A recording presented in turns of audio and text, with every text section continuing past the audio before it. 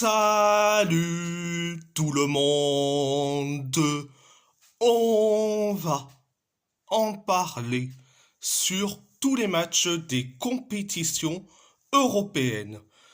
Donc, direction la Ligue des Champions, le PSG a gagné face à Manchester City 4-2, un but de Ousmane Dembélé, un but de Bradley Barcola, un but de Joao Neves et un but de Gonzalo Ramos pour le PSG. Un but de Jack Grealish et un but de Erling Haaland pour Manchester City ou pour les Citizens. Les Citizens, si vous voulez. Donc, première période. Ça a été bien mais sans plus. On s'est créé des occasions. Bon, on a eu certes quelques possessions de la possession de balles, mais on s'est créé des occasions. On s'est créé des occasions comme pas possible. Manchester City s'est créé quelques occasions. L'occasion de Salvio, alias Salvinho. Donc, après, on s'est créé pas mal d'occasions. On s'est créé pas mal d'occasions. Des occasions comme pas possible. Jusqu'à que on inscrit, certes, le but du 1-0 signé Achraf Hakimi, mais malheureusement, le but a été refusé. Pourquoi? Parce que, soi-disant, hors-jeu de Nuno Mendes. Et je l'ai vu, mais franchement, il n'était pas hors-jeu. Il était presque à ça. À ça du hors-jeu. Dans bientôt, il faut voir s'il est hors jeu de une orteil ou voir d'un bout de doigt. Non mais sérieusement. Non mais sérieusement. Le cas Nuno Mendes, c'est comme tous les autres cas où on refuse un but de, soi-disant, il y a hors-jeu sur un ongle. Sur une orteil ou voir sur un bout de doigt de main. Ah, à la limite. Franchement, le but a été refusé. On reste toujours à 0-0. Donc, c'était la première période. La deuxième période, c'est l'ascenseur émotionnel. Un coup catastrophique et un coup meilleur. 5 minutes après le coup d'envoi de la deuxième période, on encaisse un but. C'est donc Jack Grealish, le gars qui a pu se consommer d'alcool dans toute la saison, que empiler les buts cette saison. Donc, résultat 1-0. Et après le 1-0, 3 minutes plus tard, on encaisse le deuxième but. Le deuxième but, Erling Haaland, le Viking de Manchester City. 2-0. Et après le 2-0, 3 minutes plus tard, on revient. On réduit le score. On inscrit le but du 2-1. Ousmane Dembélé qui marque, c'est très bien.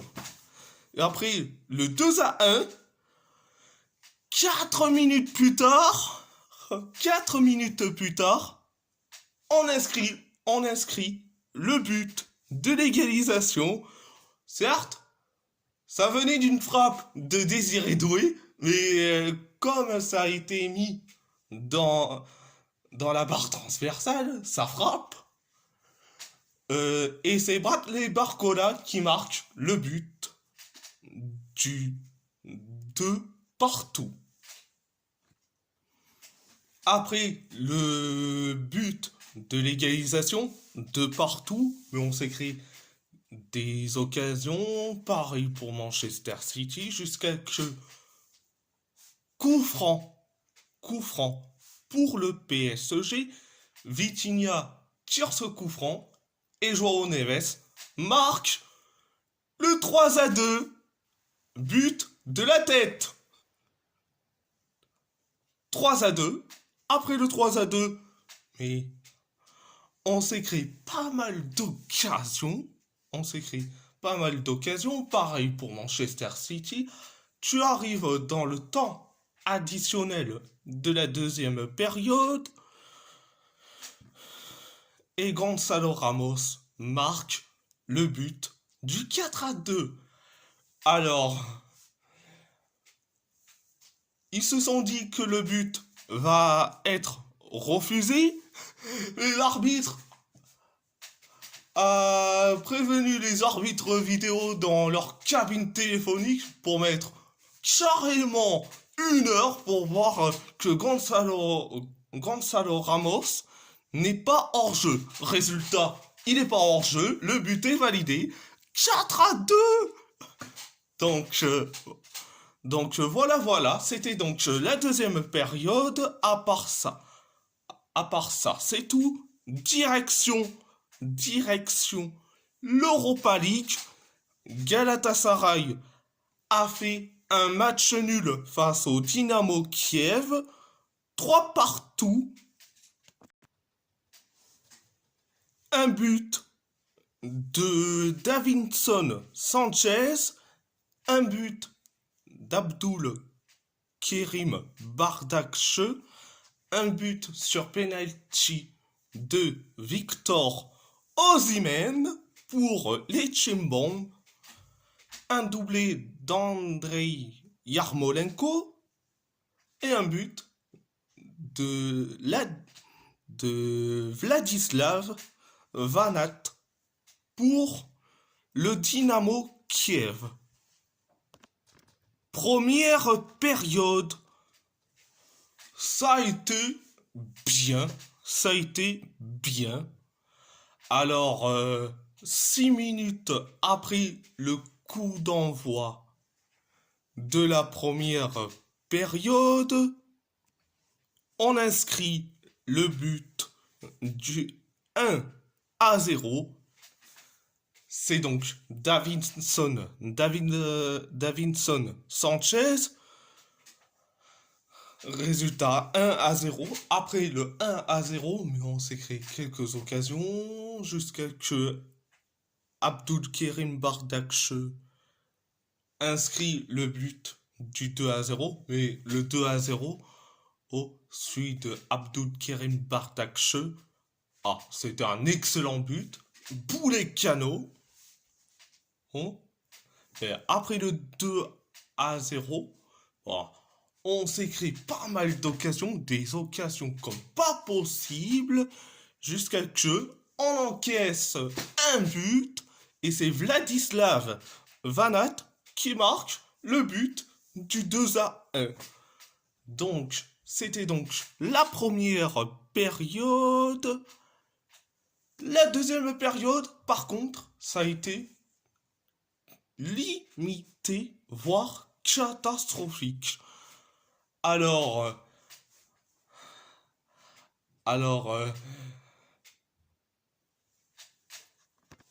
8 minutes après le coup d'envoi de la deuxième période, penalty pour Galatasaray. Alors, il y a eu donc un corner. Ça a été tiré par Abdul Kerim Bardakche.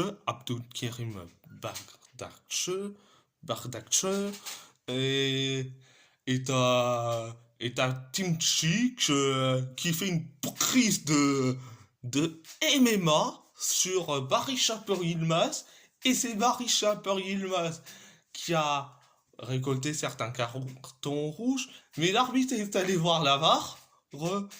Il annule le carton rouge. Bon, il a été déjà averti avec un carton jaune. Il a annulé le deuxième jaune de synonyme de carton rouge. De carton rouge. Eh bien, il a annulé ça et il a accordé le penalty. Eh bien, Victor Osimhen tire ce penalty. Penalty transformé 3-1. Après le 3-1, mais on s'écrit des occasions comme pas possible jusqu'à que jusqu'à que jusqu'à que on encaisse le deuxième but. Andrei Yarmolenko marque le but du 3-2. En plus, sur le but de Yarmolenko sur un corner, bah, je suis désolé, mais Ismail Jacobs aurait dû le capter, mais non, il le laisse faire.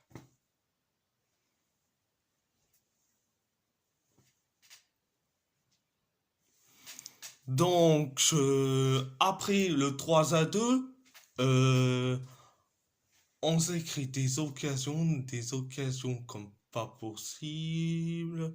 Pareil pour le Dynamo Kiev jusqu'à ce qu'on encaisse le troisième but, le but de l'égalisation, 3-3. Andrei Yarmolenko, encore lui, son doublé, donc 3 partout. Et après le 3 partout, mais on s'est écrit quelques occasions comme pas possible. Pareil pour le Dynamo Kiev. Donc voilà. C'était donc la deuxième période. À part ça, c'est tout. On va parler de l'Athletic Bilbao qui a perdu face à Beşiktaş 4-1. Un doublé, un doublé de Milot Rashica, un but de Rafa Silva et un but sur penalty de Joao Mario. Pour Beşiktaş, un but d'Unai de Unai Gomez pour l'Athletic Club. Première période, ça a été limité. Euh, Beşiktaş s'est créé pas mal d'occasions, des occasions comme pas possible, jusqu'à que on encaisse le but du 1-0, donc Milot Rashica, et après le 1-0, mais Beşiktaş s'est créé pas mal d'occasions, des occasions comme pas possible, mais c'était des pures occasions. Et après, on inscrit le but de l'égalisation, un partout, et c'est Unai Gomez qui sauve l'honneur. Donc, un partout. Donc, c'était donc la première période. La deuxième période, ça a été catastrophique. Catastrophique. Beşiktaş s'écrit quelques occasions, pareil pour nous, jusqu'à ce qu'on encaisse le but du 2-1. C'est Milot Rashica qui marque son doublé. Donc 2-1. Après le 2-1, Beşiktaş s'est créé pas mal d'occasions, comme pas possible. Pareil pour nous, mais bon. Mais après, on encaisse le but du 3-1. Rafa Silva, donc 3-1. Après le 3-1, mais Beşiktaş s'est créé pas mal d'occasions comme pas possible, jusqu'à que l'arbitre ait allé voir l'oreillette pendant la pendant les temps additionnels de la deuxième période. Et l'arbitre a écouté dans l'oreillette d'un arbitre vidéo qui disait: ah, il y a penalty. Et sur la faute tu peux aller siffler penalty sur la faute de Nico Serrano sur Semi Kiliksoy. Donc, il a sifflé penalty pour Beşiktaş. Et résultat, c'est João Mario qui marque le 4-1 sur penalty. Donc, voilà. C'était donc la deuxième période. À part ça, c'est tout. On va parler de la Roma, l'AS Roma. L'AS Roma a perdu face à l'AZ Alkmaar 1-0, un but de Troy Parrot. Première période. Je vais te dire la vérité. Catastrophique. Mais l'AZ Alkmaar s'est créé pas mal d'occasions, des occasions comme pas possible. Pareil pour nous. Mais l'AZ Alkmaar s'est créé pas mal d'occasions comme pas possible. Et en plus, il y en a un joueur du côté de l'AZ Alkmaar que j'ai trouvé très bon en première période, c'est Ernest Poku. Je l'ai trouvé hyper bon, ce gars-là. Ah, donc, du côté de l'adversaire, donc. Mais bon, à chaque prise de balle, il a été bon. Mais il a été bon. Donc, c'était donc la première période. La deuxième période, ça a été catastrophique sur le long du terme. Donc, mais on s'est créé pas mal d'occasions, comme la Z Alkmaar.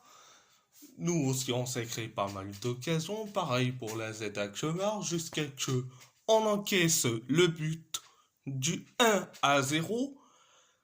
C'était donc Troy Parrot 1-0. Et après le 1-0, bon, nous, on s'est créé quelques occasions, mais pas plus. Donc, c'était donc la deuxième période. À part ça, c'est tout. On va parler du FC Porto. Le FC Porto qui a perdu face à l'Olympiakos 1-0. Oh, un but de Ayoub El Kaabi. Première période catastrophique sur le long du terme. On s'est créé pas mal d'occasions, mais on a eu la possession de balles. Mais on s'est créé pas mal d'occasions comme pas possible. L'Olympiakos s'est créé très peu d'occasions.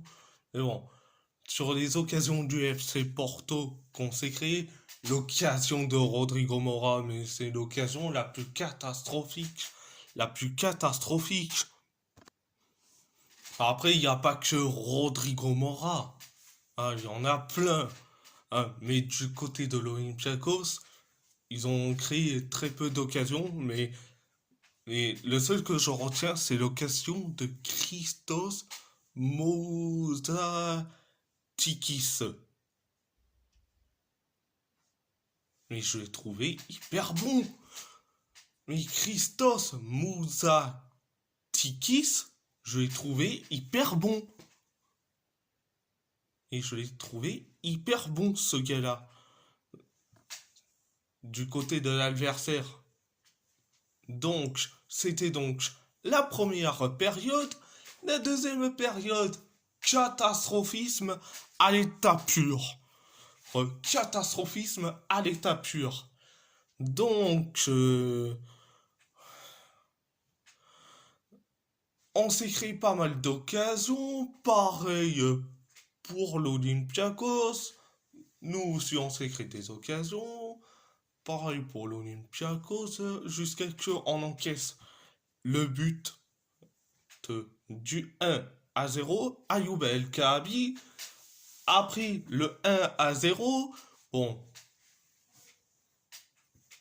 On s'est créé quelques occasions, mais pas plus. Pareil pour l'Olympiakos. Mais après, dans le temps additionnel de la deuxième période, on a fait et on a encaissé le deuxième but. Le deuxième but, Yaremchuk, l'ancien benfiquiste, mais heureusement que son but a été refusé. Tant mieux. Donc, pas de deuxième but pour l'Olympiakos, mais et c'était donc la deuxième période. À part ça, c'est tout. Alors, alors, alors, je vais dire la vérité. Le 11 du FC Porto, le 11 du FC Porto a été catastrophique. Fabio Vieira, ça a été une arnaque financière. Et, et je vais mettre une petite pique à Rémi Rodriguez parce que il s'est réveillé que depuis hier. Qu'il a dit que Fabio Vieira c'était une grosse merde. Mais il s'est réveillé depuis hier. Mais c'était depuis quelques mois qu'il faut se réveiller. Mais Fabio Vieira, c'était une arnaque financière. Et franchement, heureusement qu'on n'a pas payé. Mais si on avait payé, ça serait le pur catastrophisme. Mais franchement. Mais Rodrigo Mora, Galeno, ça a été catastrophique. Tout le long du terme, Diogo Costa. C'était Diogo Costa ou c'était le Donnarumma version 2021-2022?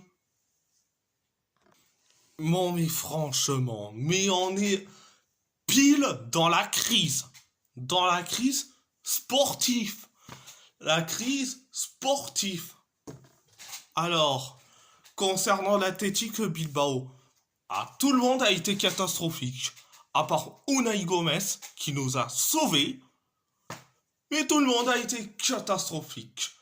Est-ce que c'est la crise du mois de janvier?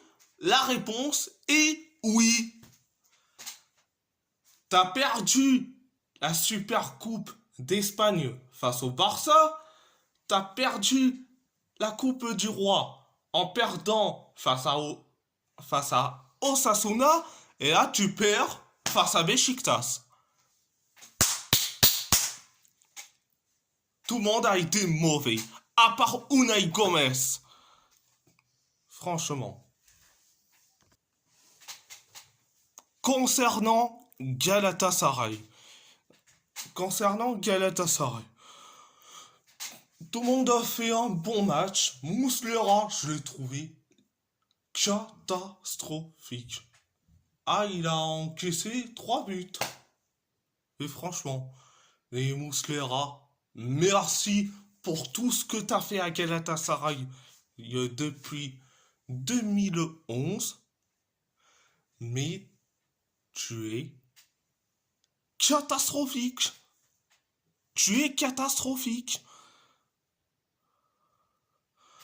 Franchement, tu es catastrophique.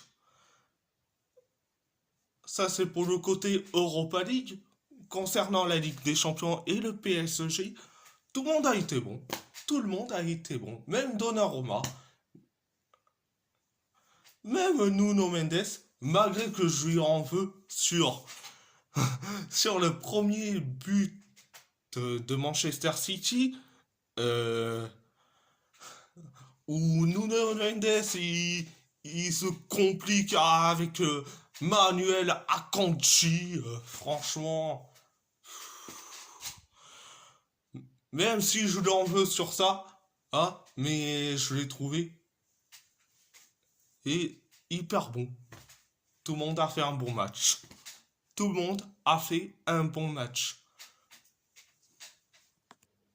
Donc, si la vidéo, si la vidéo vous plaît, abonnez-vous à ma chaîne YouTube, likez, commentez si vous avez envie ou pas, c'est votre choix. À part ça, je vous laisse et merci beaucoup.